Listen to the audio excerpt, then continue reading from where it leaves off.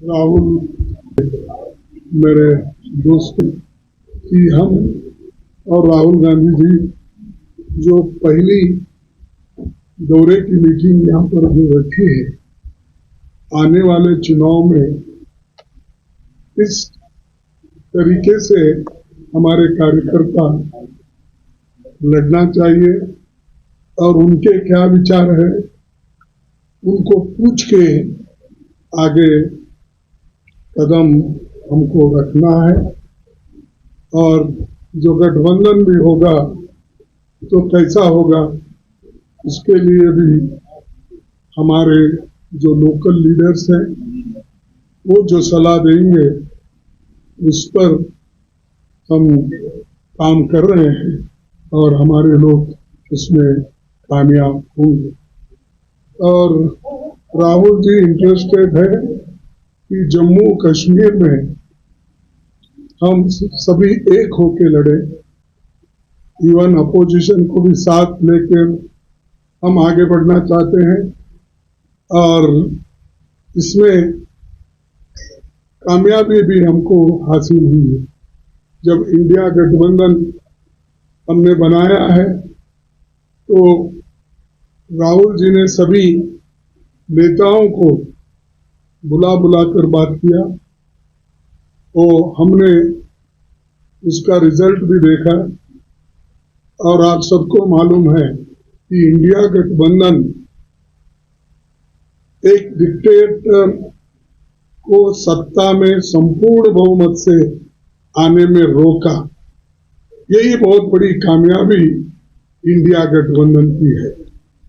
और आज वो परेशान है और इसीलिए तो आप देखे होंगे 2-3 कानून जो वो पास कर लेना चाहते थे, उसको जब अपोजिशन आया तो उन्होंने वापस लिया या तो ज्वाइंट पार्लियामेंट्री कमेटी को भेजा। एक तो आपको मालूम है वक्फ बोर्ड का वो अमेंडमेंट के लिए सभी ने जब डट के उसको विरोध किया तो तब वो इसको ज्वाइंट पार्लियामेंट्री कमेटी को गया और इसको पहली आवाज उठाने वाले Rahul Gandhi. Second, lateral entry, यानी सब कुछ उनके हाथ में इससे पहले भी करते हुए आए थे, क्योंकि उनको ब्रूट मेजॉरिटी आपने दी थी, यानी देश के लोगों को। उस ब्रूट मेजॉरिटी का फायदा उठाकर उन्होंने बहुत कुछ गलत कामें की।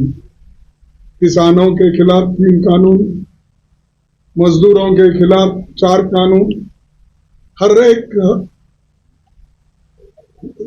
कानून को जो लोगों को जिसका फायदा नहीं होता उन कानून को उन्होंने पास कर लिया।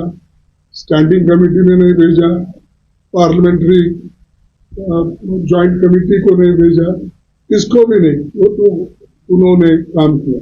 और यहां तक जो वायदे जम्मू कश्मीर के लिए उन्होंने इलेक्शन से पहले किए थे, वो एक वायदे भी उन्होंने पूरे नहीं किए।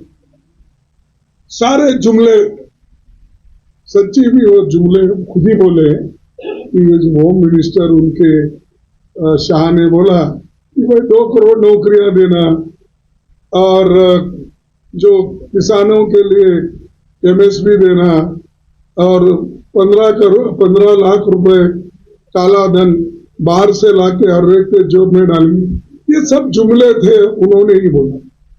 अब जुमले यहां भी जुमले बोल के गए हैं, इसीलिए हमारी पार्टी तय की, राहुल जी के नेतृत्व में हमने एक कदम उठाया है कि कश्मीर को स्टेटहुड हम दिलाएंगे हम उसके लिए स्टेटहुड के लिए पूरा वायदा करते हैं कि हम काम करेंगे।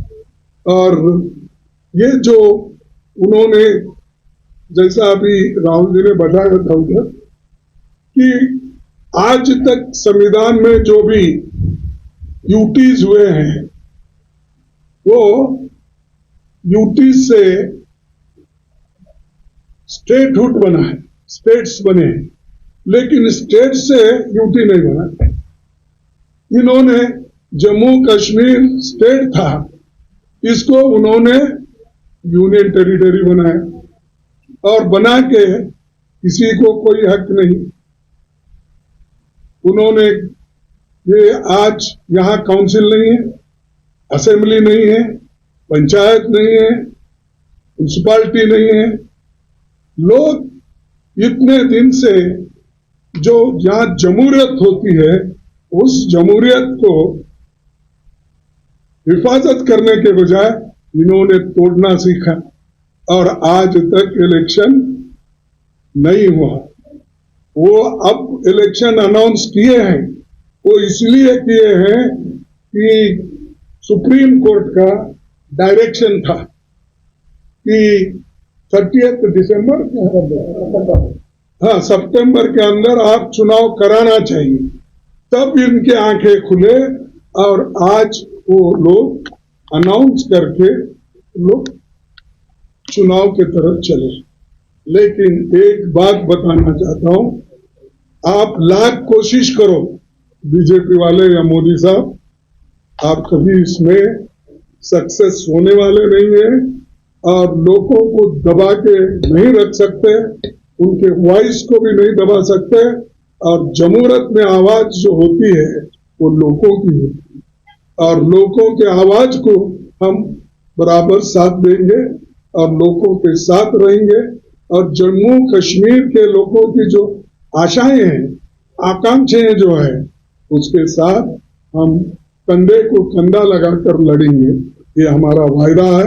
इसीलिए ये बात बताने के लिए हम आपके पास आए हैं।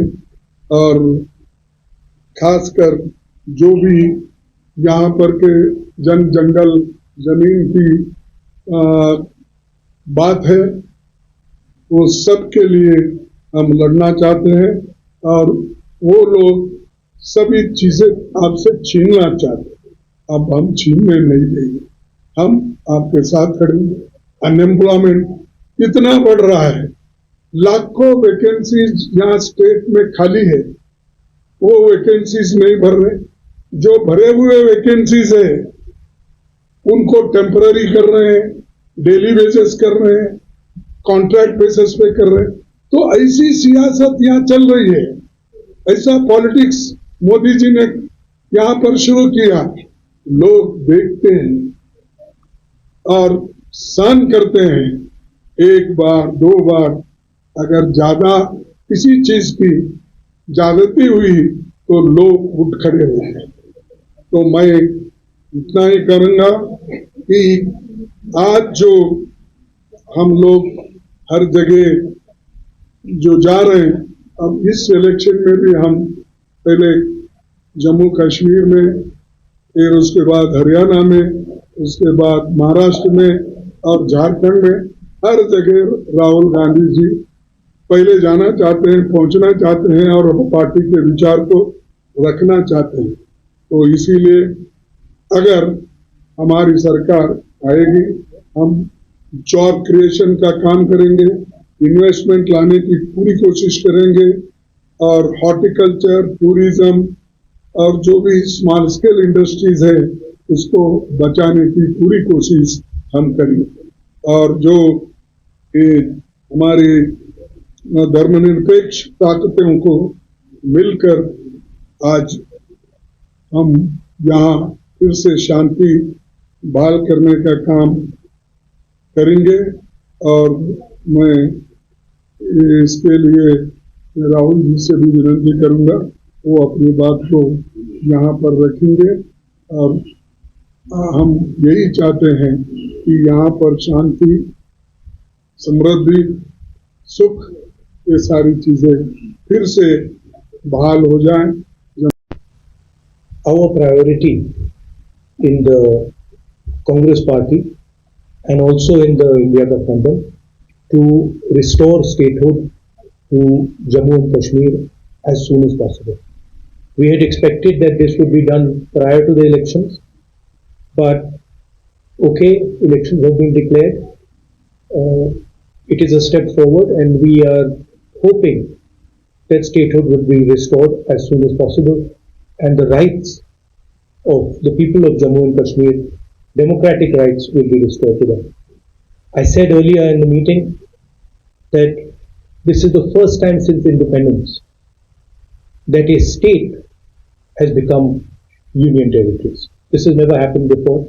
Union territories have become states, but it is the first time that a state has become union territory. So we are very clear in our national manifesto as well that it is a priority for us that the people of Jammu and Kashmir and Ladakh get their democratic rights back. It's always a pleasure for me to come here.